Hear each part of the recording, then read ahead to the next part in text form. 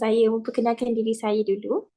Nama saya Putra Akila, and ada juga kawan-kawan saya, Brian, Nisa, and also Shazlin. So kami daripada ijazah dalam komunikasi korporat sedang menjalani untuk interview tentang TITAS. So kami punya topik adalah kesenian Cina dalam peradaban. So let's proceed to the first question. Dengar ke? Boleh. Dengar. Alright, okay. Saya Shazli, salah satu ahli kumpulan daripada grup Brian juga.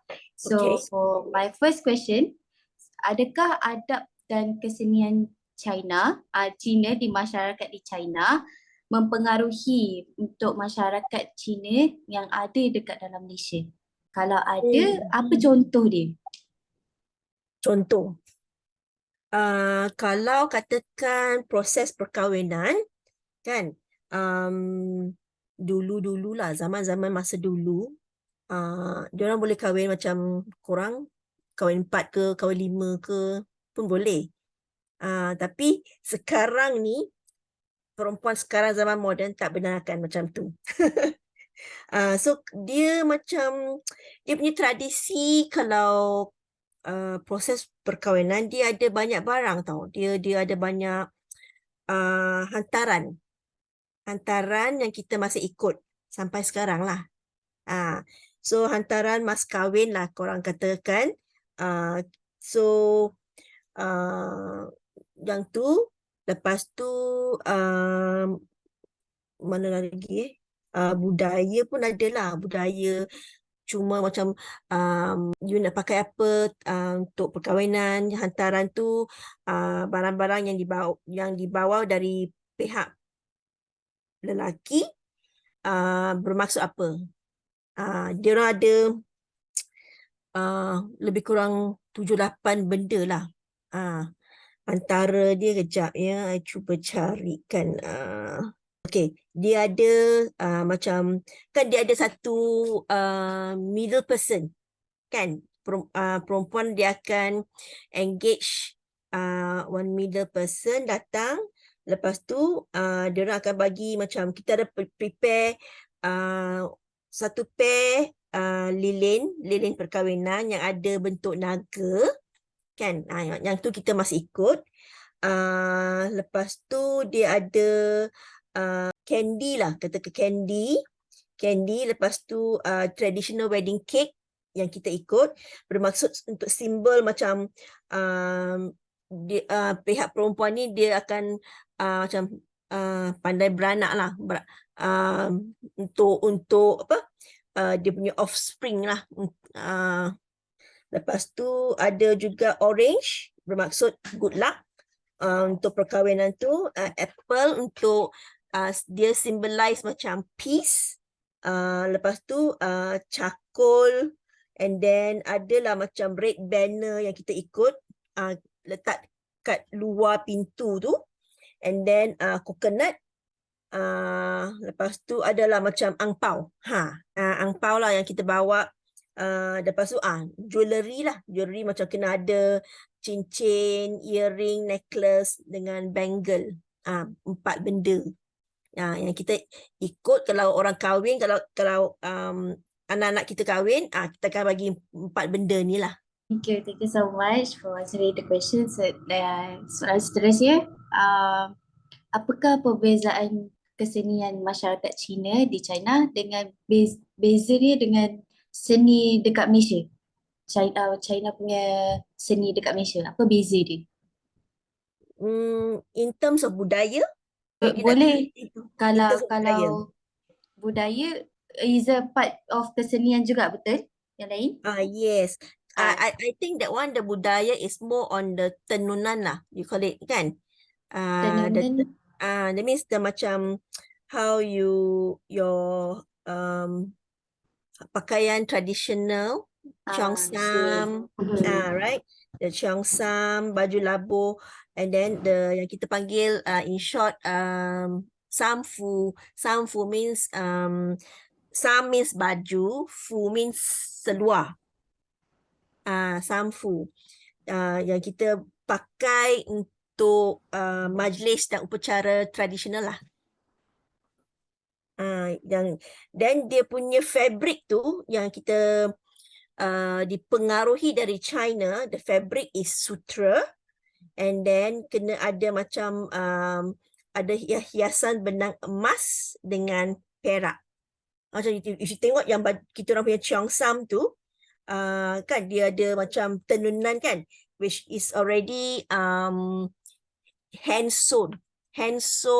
Tak boleh pakai mesin, sebab kalau pakai mesin macam corak dia takkan cantik. Dia kena manually sew on the pakaian cheongsam tu. That's why the pakaian cheongsam is very expensive. Dia sangat mahal. Yang itulah ada. Terima kasih Puan Tan. So I move the next question to the next group. Next one ada lagi Ada. Alright, so soalan seterusnya adalah, so salah satu kesenian Cina adalah muzik. This is what I've read somewhere. So muzik Cina klasik guna beberapa alatan muzik yang lain daripada alatan muzik yang biasa digunakan seperti gitar tu semua. Tapi I've read that alatan muzik klasik Cina menggunakan seperti guzheng. Yes, kucing. Persoalan saya is pada pendapat Puan Tan, apakah keistimewaan kesenian Cina khususnya muzik Cina klasik dengan menggunakan alatan-alatan yang lain daripada yang lain? Dia ada macam seruling, the kucing, all that lah. So that one is dia punya music is more on macam ikut peace, soft, soothing punya music, and then more on the music yang dia bawa tu is actually more on nature. Dia buat untuk nature. So and then also for kahwin, then the kucing and all that, dia orang akan suruh yang pemain tu, dia akan play all the music for to soothe everybody yang datang ke majlis perkahwinan tu lah. That's the thing. Dia takkan ada macam orang nyanyi-nyanyi, tak. It's more on to show the skill tangan untuk mainkan that music. Macam tu. That is my opinion lah. Oh, alright. Thank you for the insightful info. Soalan seterusnya, seni kaligrafi adalah salah satu penghormatan tertinggi di negara China. So pada pendapat Puan Tan juga, adakah seni kaligrafi masih relevan pada masa sekarang? Jika ya, macam mana kita nak mengekalkan seni ni sampai masa akan datang? Calligraphy, yes, dia still remain a symbol of masyarakat Cina, because kalau kahwin tahun baru, kalau if you see orang ikut tahun baru, diorang akan display the calligraphy. Actually that calligraphy tu dia ada macam ayat-ayat ayat-ayat yang menunjukkan prosperity, keamanan, and then family value.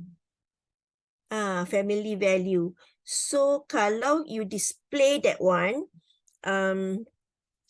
is kira we hold on to the adat resam lah, the value of masyarakat Cina. So that one is also part of to preserve the calligraphy from one generation to another generation. So that one is the stroke of the tangan, how well they pakai the berus tu, and then from that berus to produce a nice wording from the scripture lah, I would say, from the scripture. So that one is also very much strongly diteruskan sampai sekarang lah. Alright, thank you. So my last question from me is, seni binaan juga terdapat di dalam salah satu peradaban Cina, contohnya The Great Wall of China. So, ciri utama binaan kena ikut membuat binaannya secara berharmoni dengan alam semesta, with nature, as what you have told me earlier, according to the music, more to nature. So, in your opinion, Puan Tan, adakah bangsa Cina masih berpegang pada prinsip seni binaan Cina? Your contoh on seni bina is Great Wall. Great Wall is actually how you say that one is more on legacy tau. Dia nak, it depends on the leader yang dulu-dulu masyarakat Cina yang you call it sultan kan, how they want to how do you want the generation to generation remember them and what is their contribution masa zaman era diorang punya pemerintahan. So more on that one. So that's why the zaman binaan itu kena macam can sustain the period of time.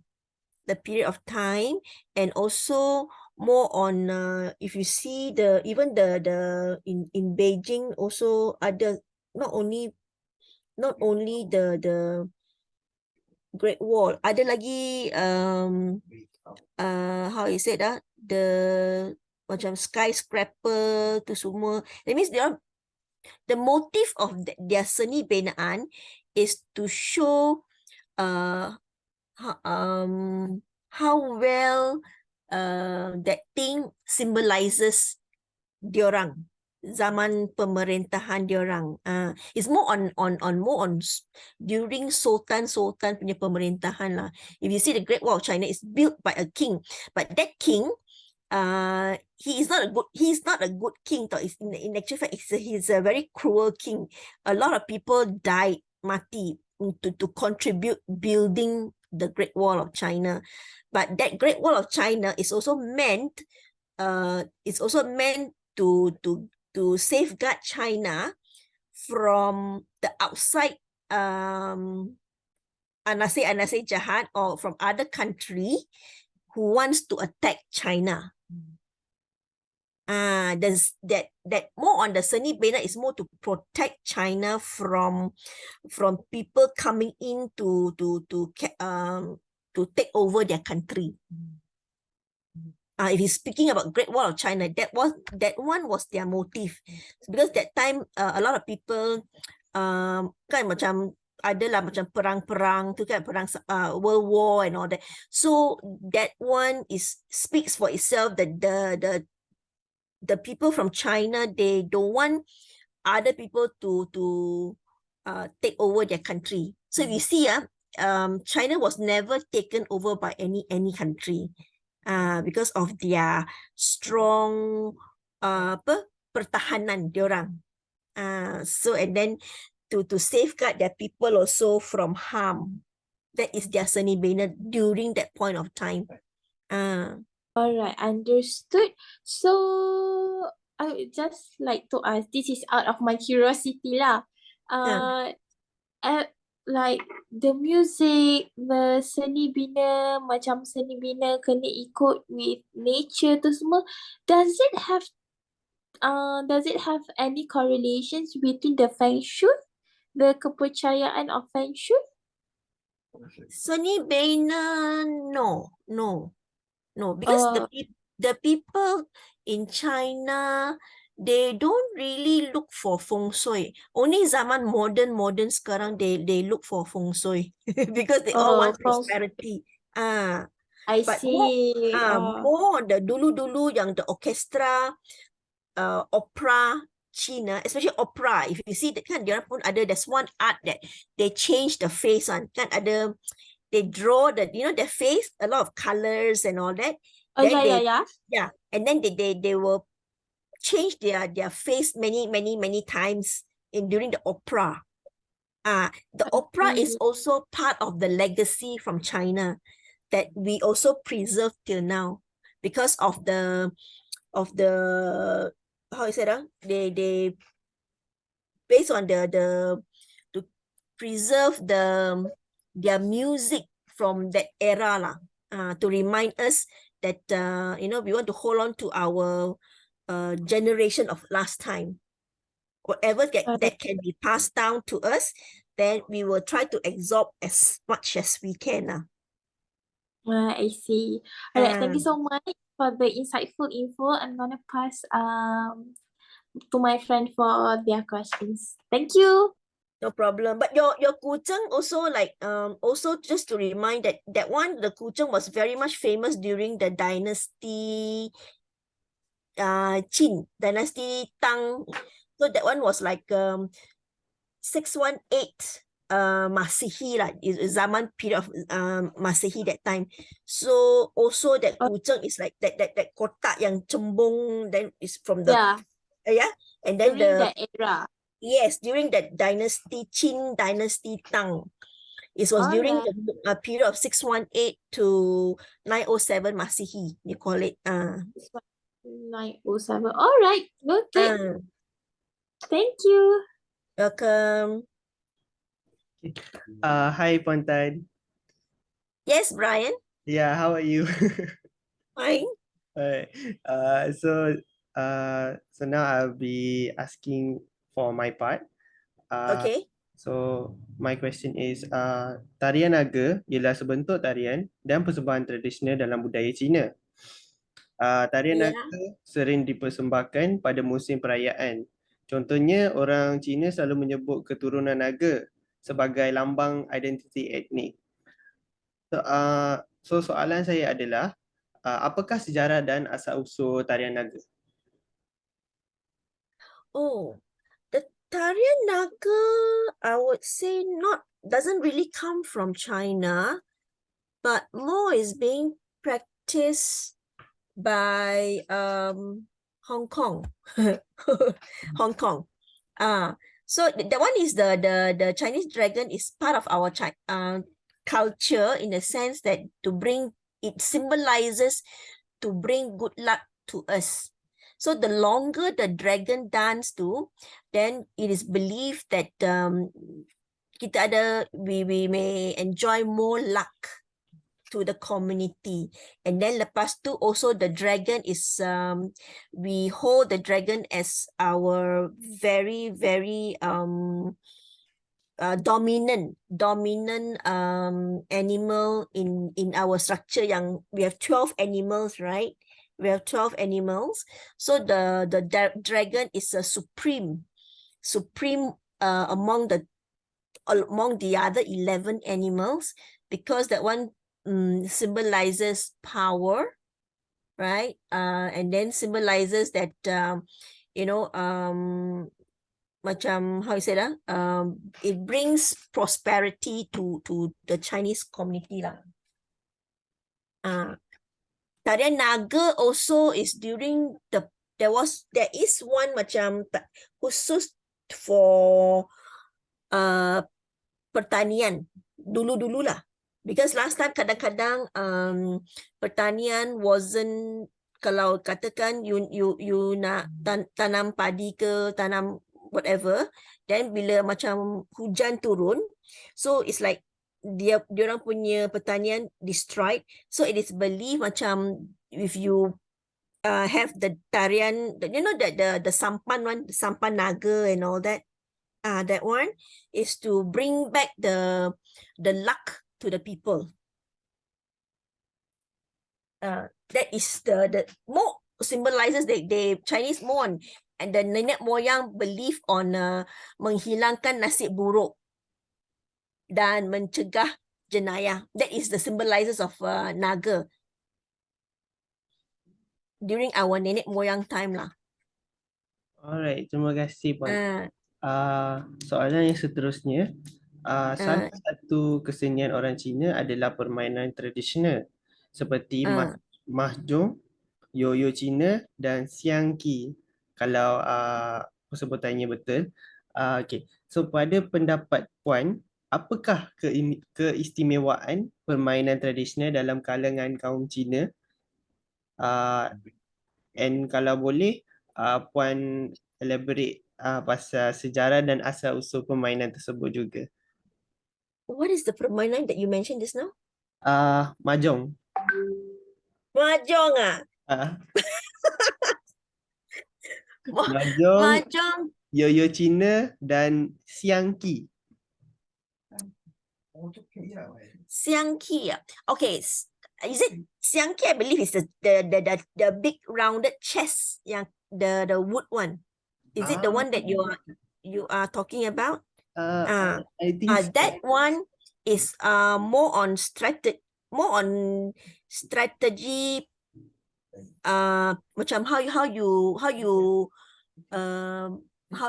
you prepare or how you arrange your strategy for war.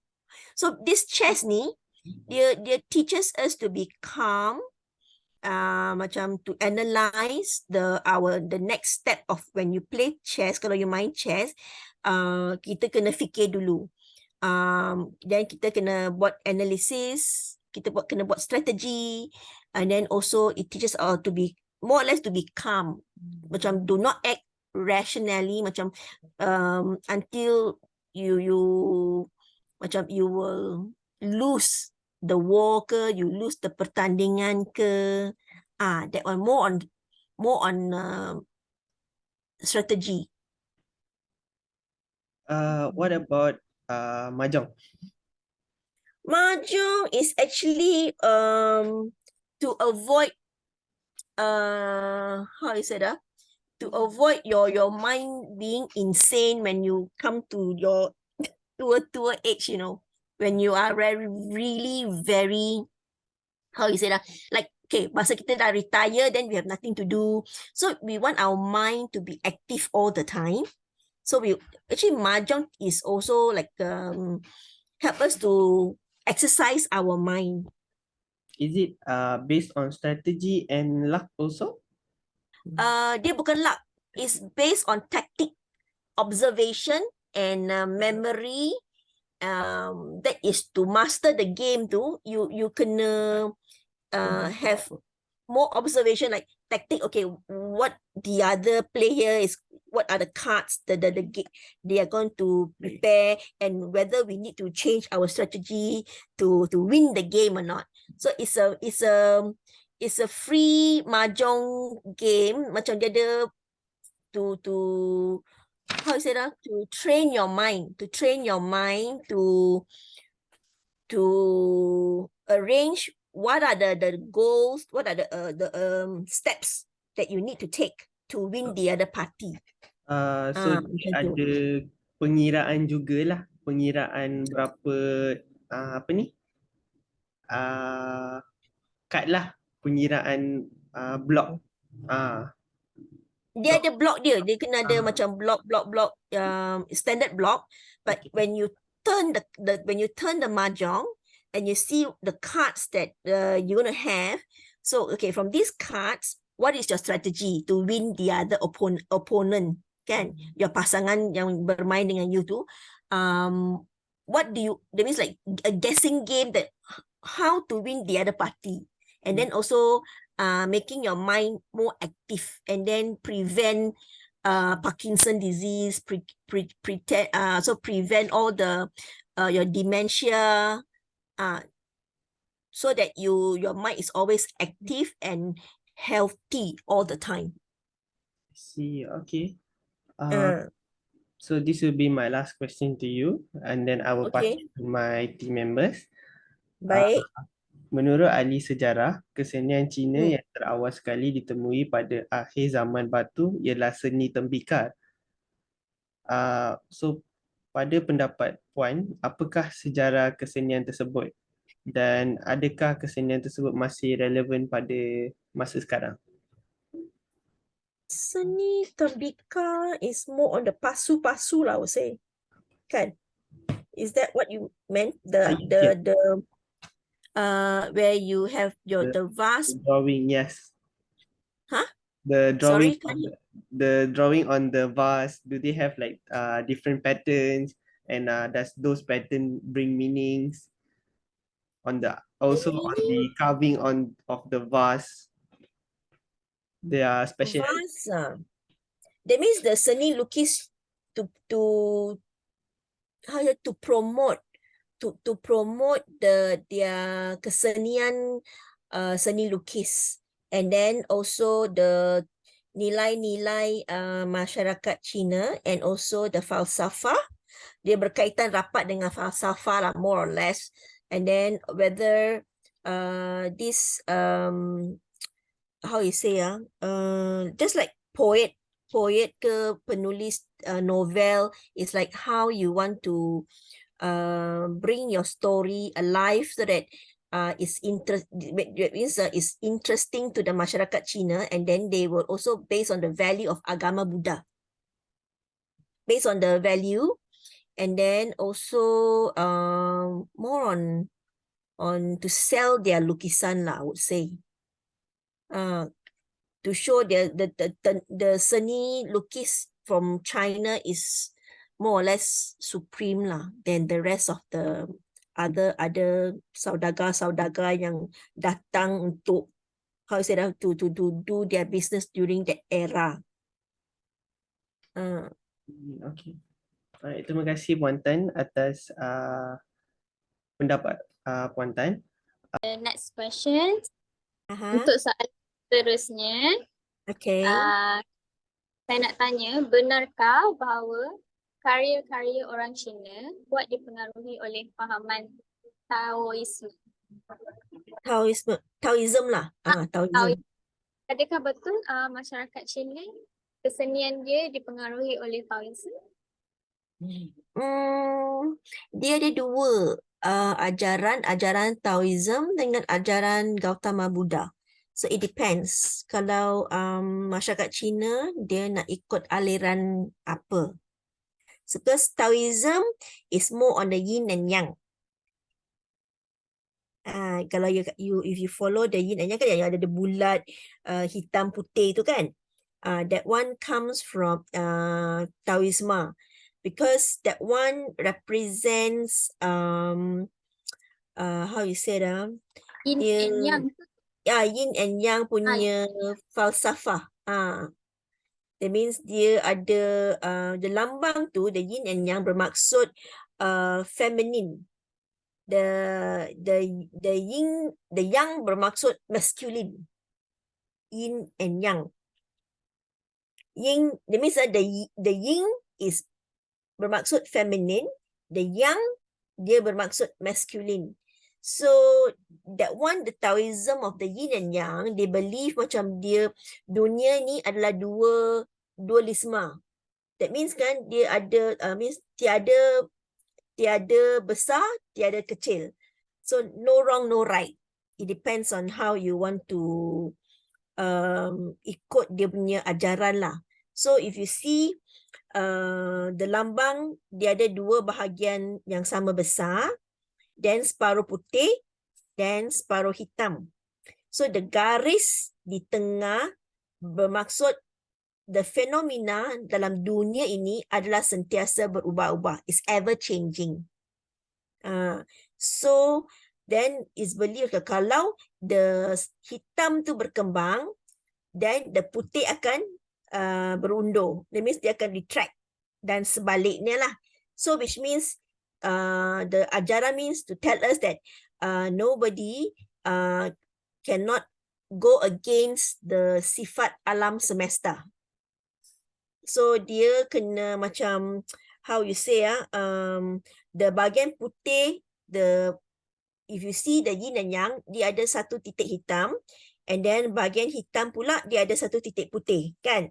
So dia membawa maksud macam tiada suatu perkara di dunia ini yang benar-benar putih, and tiada suatu perkara yang benar-benar hitam.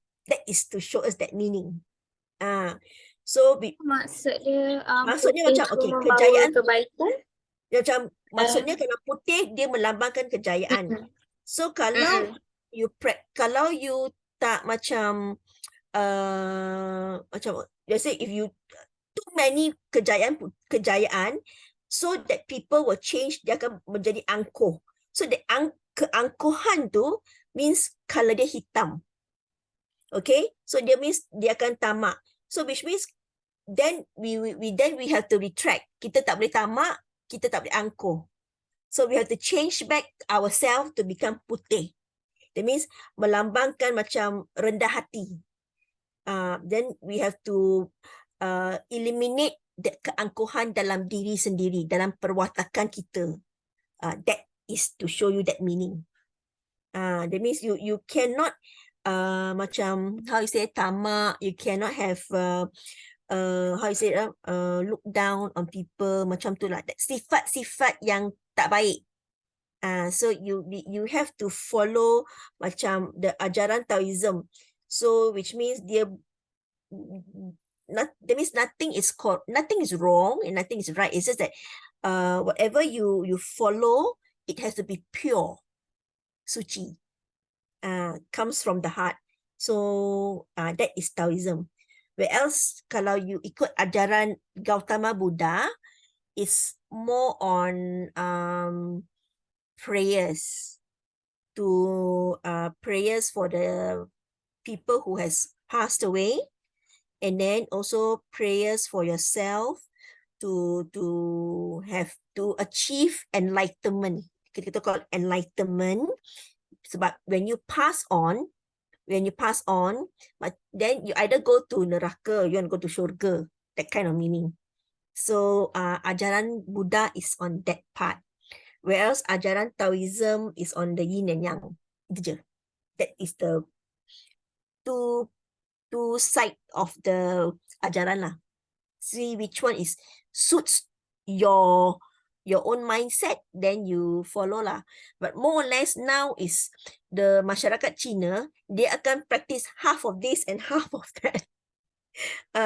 So there is in terms of, let's say when people pass on, dia meninggal dunia, we also have Taoism and we also have Buddhism.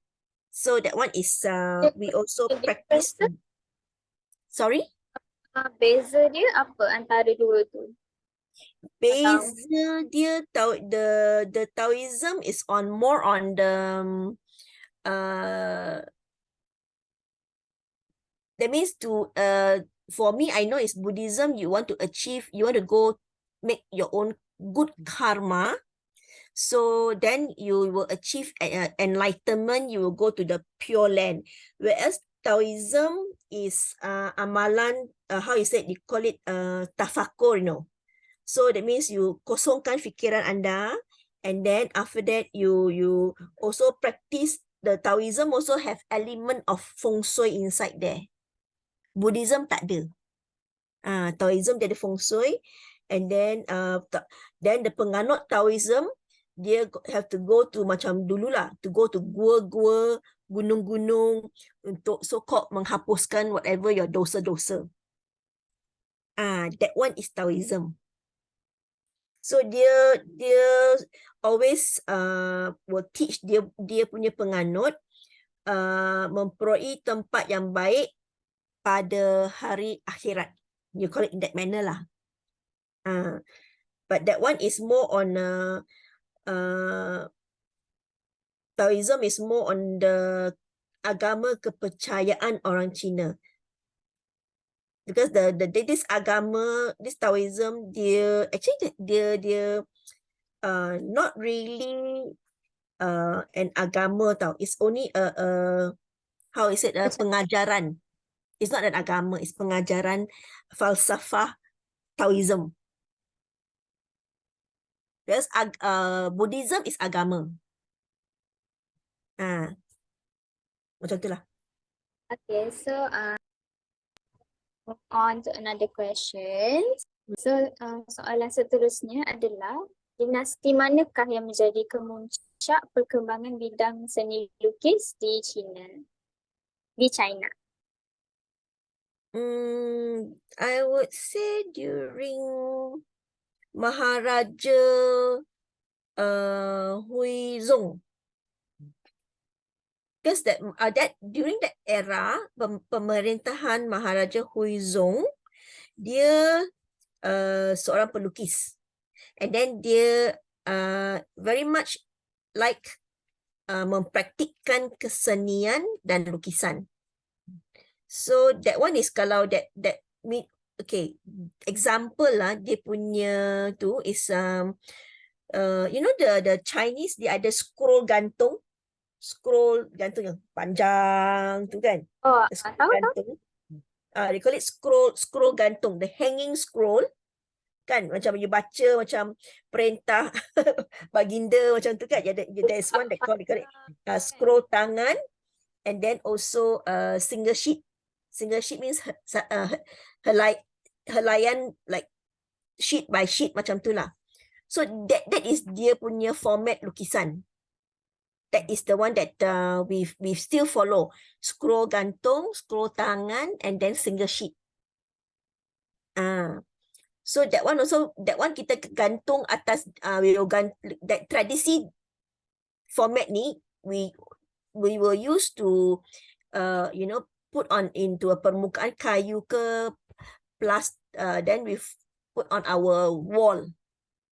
We will put on a wall for that lukisan lah. It can be a meaning of good luck, can be a meaning of keamanan, kesucian. Macam tu, that wordings we will normally put up on during Chinese New Year ke especially wedding and Chinese New Year. It must be kesucian, and then keamanan lah. We practice these two things very much. So these are the two lah. If I can remember very well. Okay, so thank you so much for answering all our questions. So, panjang-panjang. I'm not too banyak sure juga. whether it suits your your objective or not. Yes. Soalan from us kan. Kalau tak cukup nanti you can tanya, then I will try to elaborate as much as I can lah. No problem. I see. Alright. Thank you so much for spending your time and making time for us for this interview. It meant You're very much. welcome. You're welcome. One more thing I want to highlight also. I forgot to bring it up. Taoism, dia pun ada seni silat tau. That one comes from Tai Chi. I see. I forgot to actually let you know. Silat. The Tai Chi and then the Qigong. Kan, if you have heard this Qigong, similar to Tai Chi. This is during Taoism. Alright. During Taoism. Alright. Then this one is to memperbaiki kesihatan diri sendiri lah. That seni silat tu, that is part of our exercise practiced by young and old masyarakat. Alright. Thank you for the insightful additional info. I believe it would mean very much for our assignment. So thank you very much for tonight. You're most welcome. Thank you so much, Pontan. You're most welcome. Hopefully your assignment get good grades for you guys. Hopefully, inshallah. Okay, take care everybody.